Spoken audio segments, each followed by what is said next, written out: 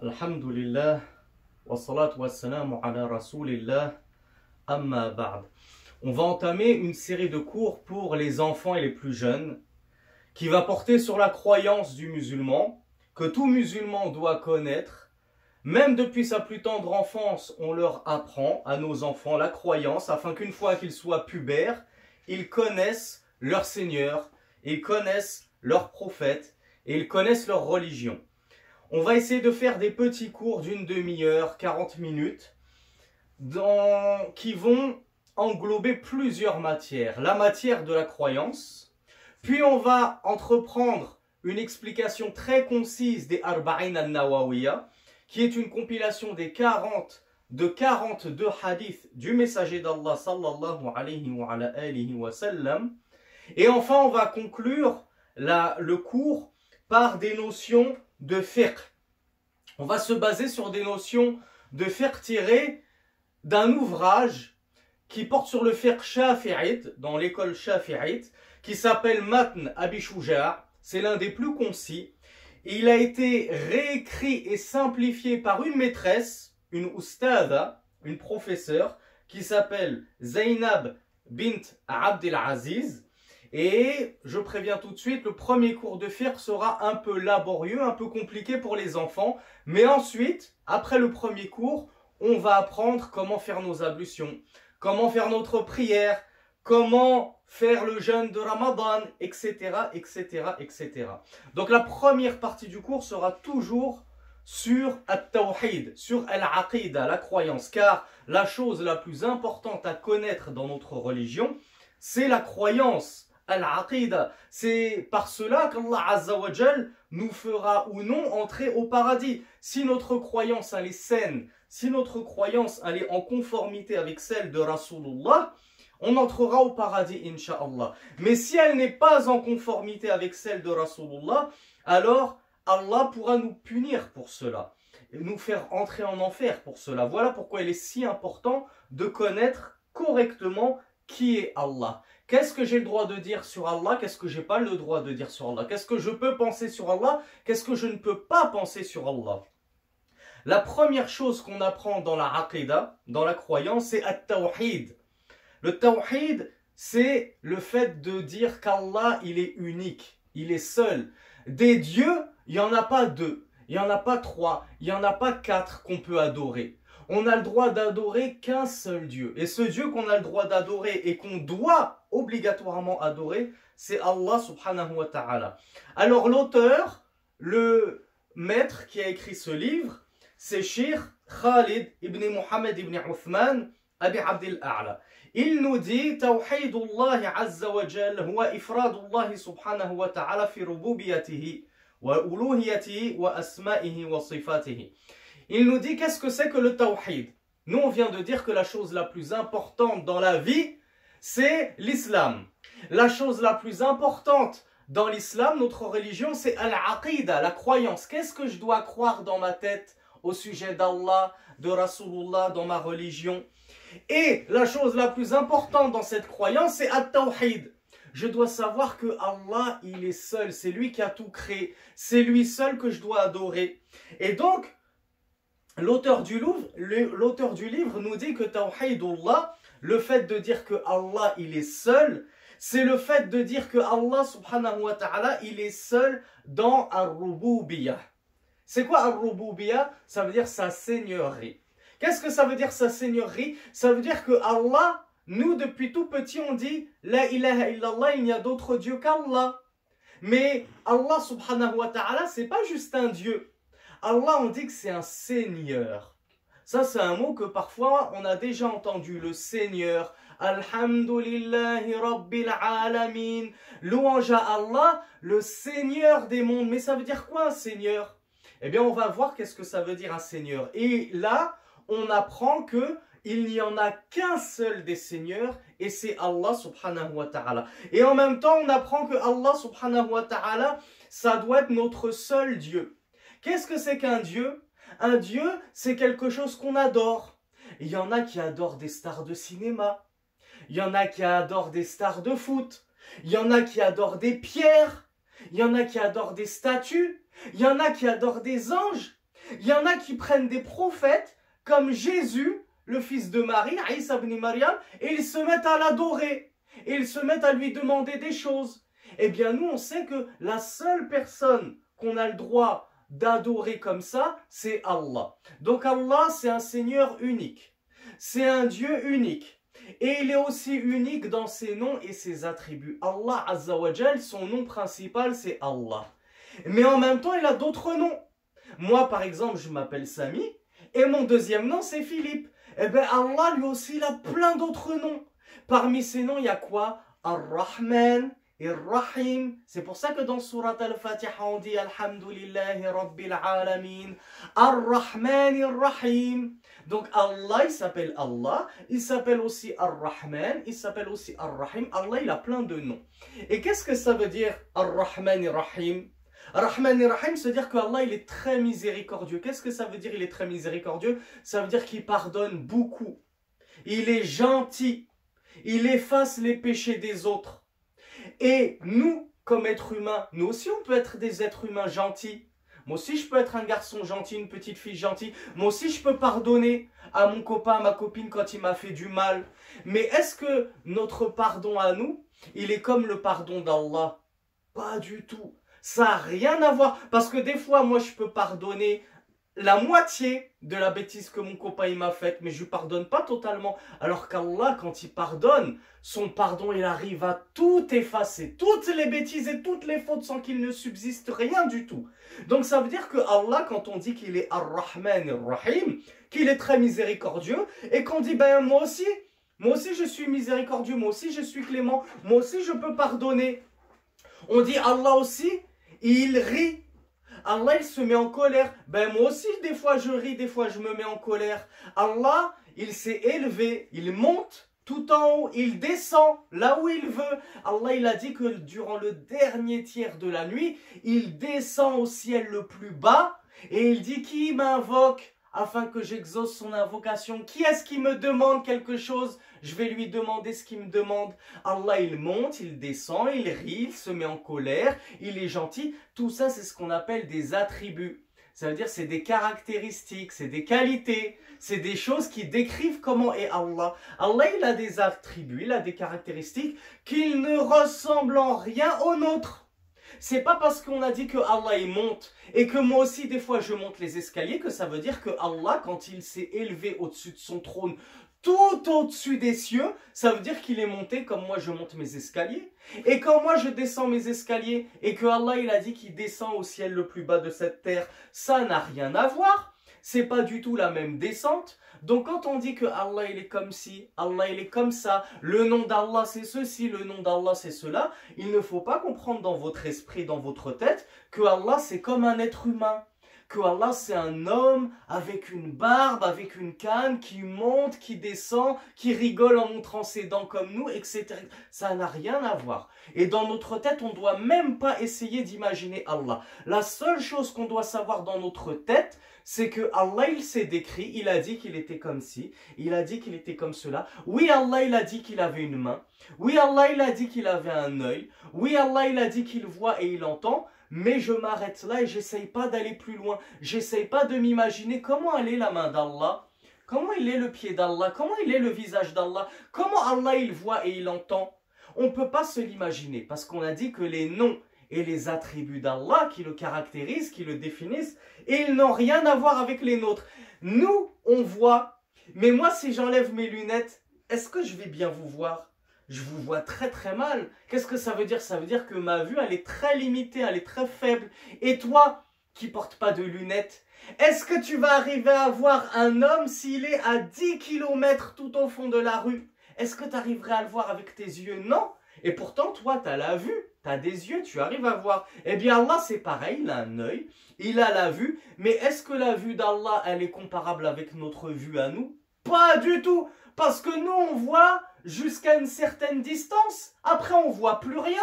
Et quand il fait tout noir, est-ce qu'on voit? On voit plus rien quand on éteint la lumière et qu'il fait tout noir. Allah, lui, il voit tout. Même quelque chose qui se trouve à des milliards et des milliards et des milliards de kilomètres d'Allah, il le voit. Si tu caches quelque chose sous ton manteau, et que par-dessus ce manteau tu mets un gros rocher, et que par-dessus ce gros rocher tu construis un immense château, est-ce que Allah il arrive à voir ce qu'il y a sous ton manteau, sous le rocher, sous le château? Oui, Allah il voit tout, même si tu éteins toutes les lumières du monde, Allah il arrive à tout voir, tout ce qui se passe, il n'y a rien qui lui échappe. Et c'est pareil pour l'ouïe d'Allah. Allah il entend. Nous aussi on entend, mais toi, si ta copine elle t'appelle alors qu'elle est tout au bout de la rue à 200 mètres, 300 mètres et qu'elle t'appelle, est-ce que tu arrives à l'entendre? Ben non, j'entends pas, elle est trop loin. Allah lui, il est tout au-dessus du ciel, il s'est élevé jusqu'à dépasser tout en haut, tout en haut, tout en haut, il est tout en haut. Il n'y a personne qui est plus haut que Allah, tout en haut du ciel. Déjà toi, si tu vas sur la lune et que tu m'appelles, impossible que je t'entende. Eh bien toi, si tu parles tout doucement, même quand tu parles avec ton cœur, tu n'as même pas besoin de bouger les lèvres, Allah, tout en haut, il arrive à entendre ce que tu dis. Et si les 7 milliards d'êtres humains sur la Terre, ils parlent en même temps, chacun avec une langue différente, lui il parle chinois, lui il parle arabe, lui il parle en africain, lui il parle français, lui il parle anglais, tout le monde parle en même temps, Allah il arrive à entendre tout le monde et il comprend toutes les langues. Donc quand on dit que les noms et attributs, que Allah il a des noms et attributs d'Allah, on comprend que ces noms et attributs, ils n'ont rien à voir avec nos noms et nos attributs à nous. Allah Azza wa Jal, personne ne lui ressemble. Et donc c'est ça le tawhid. Le tawhid c'est le fait de dire des seigneurs, il n'y en a qu'un seul, c'est Allah. Des dieux qui méritent qu'on les adore, il n'y en a qu'un seul, c'est Allah. Et Allah, dans ses noms et ses attributs, les caractéristiques qui le définissent, les choses qui le définissent, il est unique. Personne n'a les mêmes attributs qu'Allah. Personne ne voit comme Allah. Personne n'entend comme Allah. Personne n'est gentil comme Allah. Personne n'est haut comme Allah. Personne n'est fort comme Allah, etc., etc., etc. Ça, c'est la chose la plus importante qu'on doit savoir. Allah, il est unique, il est seul. Personne ne lui ressemble et personne ne l'égale. Personne ne peut être comme Allah. Personne ne peut être semblable à lui et similaire. Le cheikh nous dit ma'naha. Qu'est-ce que ça veut dire? Il nous dit ya fatal islam ma ma'na ashhadu an la ilaha illallah. Quelle est la phrase la plus importante qu'on doit connaître dans notre religion? C'est quoi la phrase la plus importante que je dois connaître? Quelle est la phrase que je récite dans ma prière quand je fais ça avec mon doigt? Et ça, c'est la phrase la plus importante du monde. Cette phrase-là, si on la mettait dans une balance, elle exploserait la balance tellement elle est lourde. Et Allah subhanahu wa ta'ala, il a dit que quand il va nous faire sortir des tombes, après qu'on soit mort, il va tous nous ressusciter, on va tous sortir de la tombe. Et il a dit quand Allah il va nous demander des comptes, et il va poser le livre de nos comptes, ou nos actions, il va les mettre sur une partie de la balance. La balance, c'est comme ça. Il y a deux parties. Et au milieu, il y a un trait comme ça. Et tout ce qui est lourd, la balance diminue, elle tombe. Et dès que c'est léger, la balance, elle remonte. Allah, il a dit, il va peser nos œuvres et nos actions. Et parfois, on aura fait tellement de bêtises, tellement de péchés, que nos actions, elles vont commencer à faire tomber la balance comme ça, petit à petit. Et Allah, il a dit, de l'autre partie de la balance, on va mettre la parole La ilaha illallah, une carte sur laquelle il y a écrit La ilaha illallah. Parce que toi, tu vas voir ta balance tout en bas, tu vas te dire, oh là là, mais mes péchés, ils sont trop lourds. Allah, il va m'envoyer dans le feu, en enfer. Comment je vais faire toute ma vie, je vais finir en enfer? Allah, il va dire non, parce que toi, tu étais un musulman. Toi, tu croyais en moi. Toi, quand tu étais sur terre, c'est vrai que tu as fait des bêtises. Mais en même temps, tu disais La ilaha illallah. Ashhadu an la ilaha illallah. Et cette parole-là, il va la mettre dans une carte et il va poser la carte de l'autre côté de la balance et la balance où il y aura juste écrit La ilaha illallah, c'est ça qui va devenir le plus lourd. Et Allah, il va te dire, comme la balance est devenue lourde par La ilaha illallah, je te fais rentrer au paradis, je vais effacer toutes tes fautes. Donc vous voyez, c'est tellement important de connaître La ilaha illallah parce que c'est la chose par laquelle, et la parole par laquelle Allah il va nous effacer toutes nos bêtises, tous nos péchés, toutes les mauvaises actions et qui peut nous pardonner et nous faire rentrer au paradis grâce à ça. Donc c'est pour ça que le cheikh il a dit, ça veut dire quoi la ilaha illallah? Comment on traduit la ilaha illallah en français? Qu'est-ce que ça veut dire? Qu'est-ce que ça veut dire la ilaha illallah? Qui peut me le dire en français? Ça veut dire quoi la ilaha illallah? Il n'y a pas d'autre Dieu qu'Allah et Mohammed c'est le messager d'Allah. Ashhadu an la ilaha illallah, c'est-à-dire j'atteste qu'il n'y a d'autre Dieu qu'Allah. On a vu tout à l'heure c'est quoi un Dieu? On a dit un Dieu c'est celui qu'on adore. Donc c'est pour ça que le cheikh il nous dit wa ma'naha annahu ashhadu an la ma'buda bihaqqin illa Allah. Ashhadu an la ilaha illallah, ça veut dire j'atteste qu'il n'y a pas d'autre Dieu qu'Allah. D'accord, mais ça veut dire quoi j'atteste qu'il n'y a pas d'autre Dieu qu'Allah? Ça veut dire je reconnais et je le dis et j'en suis sûr dans mon cœur qu'il n'y a personne qui mérite que je l'adore si ce n'est Allah. Cette star de cinéma, cette star de YouTube, cette star du foot, elle ne mérite pas que je l'adore, que je mette des posters d'elle partout dans ma chambre. Pourquoi je vais faire ça? Je l'adore pas, c'est pas mon Dieu. Isa ibn Maryam, Jésus, le fils de Marie, c'est un prophète. Pourquoi je vais l'adorer? Pourquoi je vais lui faire des doigts? Oh Jésus, donne-moi beaucoup de bonbons. Fais que mon papa il m'emmène dans un parc et qu'il nous achète des vélos et qu'on fasse du vélo dans un parc, etc. Non. La seule chose que j'adore, c'est pas des statues, c'est pas des prophètes, c'est pas des anges, c'est pas des stars. La seule chose que j'adore, c'est Allah. Donc c'est ça que ça veut dire Ashhadu an la ilaha illallah. Tous les enfants doivent apprendre cette parole. Ashhadu an la ilaha illallah. Tous les enfants doivent dire ça. Ashhadu an la ilaha illallah. J'atteste qu'il n'y a d'autre Dieu qu'Allah. Parce que quand les enfants disent ça, ils iront au paradis, incha'Allah. Allah, il effacera tous leurs péchés. Mais en même temps, ils doivent comprendre. J'ai dit, Ashhadu an la ilaha illallah, j'atteste qu'il n'y a d'autre Dieu qu'Allah, mais je dois comprendre ce que ça veut dire. Ça veut dire, j'ai pas le droit d'adorer une autre personne qu'Allah. Et qu'est-ce que certaines personnes, elles font?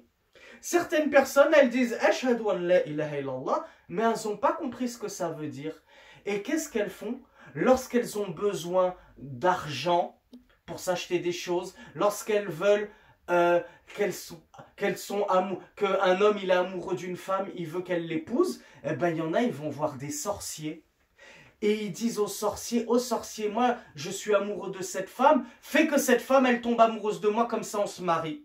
Ou alors il va voir le sorcier, il lui dit au sorcier, moi j'ai pas beaucoup d'argent, donne-moi beaucoup d'argent.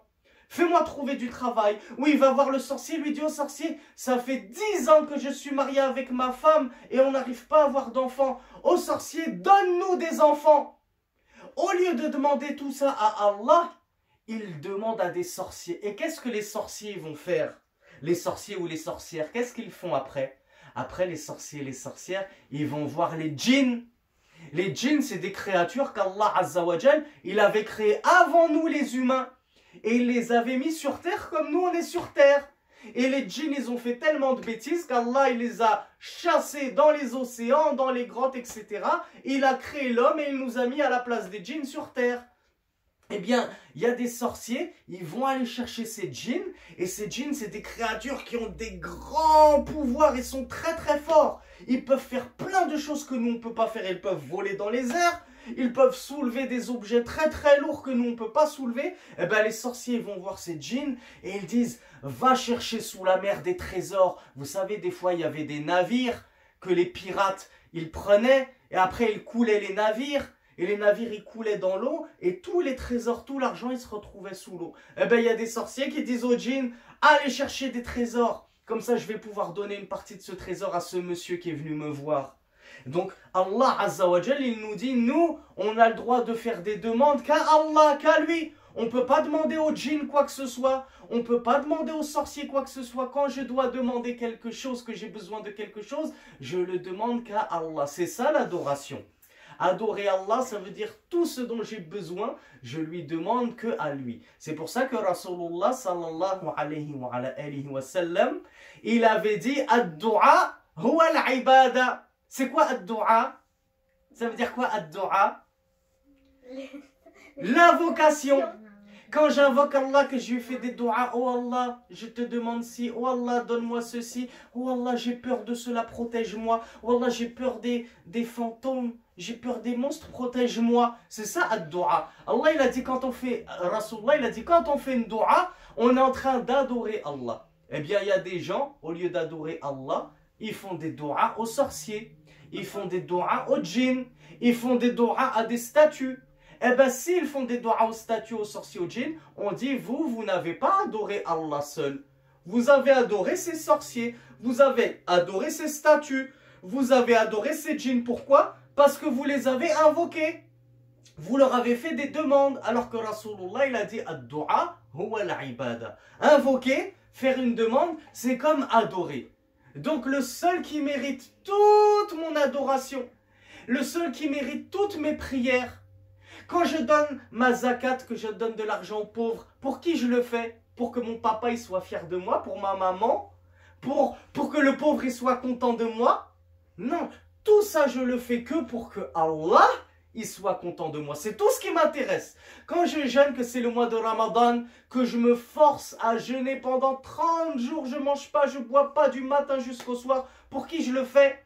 Je le fais pour pas que mon papa et ma maman ils me disputent? Non, je le fais juste pour que Allah il me récompense et qu'il soit fier de moi. Et ensuite, par ça, il va m'emmener au paradis. Donc tout ce que je fais, mes actes d'adoration, quand je lis le Coran, pour qui je lis le Coran? Pour que mon papa il soit content, qu'il me donne un petit bonbon, une sucette? Non. Je lis le Coran pour que Allah il me récompense. Et Allah, c'est pas une sucette qu'il va me donner. Allah, il va me donner tout ce que je lui demanderai au paradis. Si je lui dis, oh Allah, donne-moi au paradis un château, les murs ils sont faits en chocolat, les piliers ils sont faits en sucette. Là, les fleuves dans ce château, c'est du Coca-Cola, c'est du Fanta, c'est du Tropico. Allah, il va te dire, je te donne tout ce que tu me donnes. Alors, c'est mieux de chercher la récompense d'Allah plutôt que de chercher la récompense de son papa et de sa maman.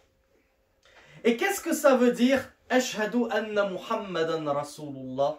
Je crois que Mohammed c'est le messager d'Allah. J'atteste. Okay. Il suffit pas de croire avec son cœur. Il faut aussi le dire avec sa langue.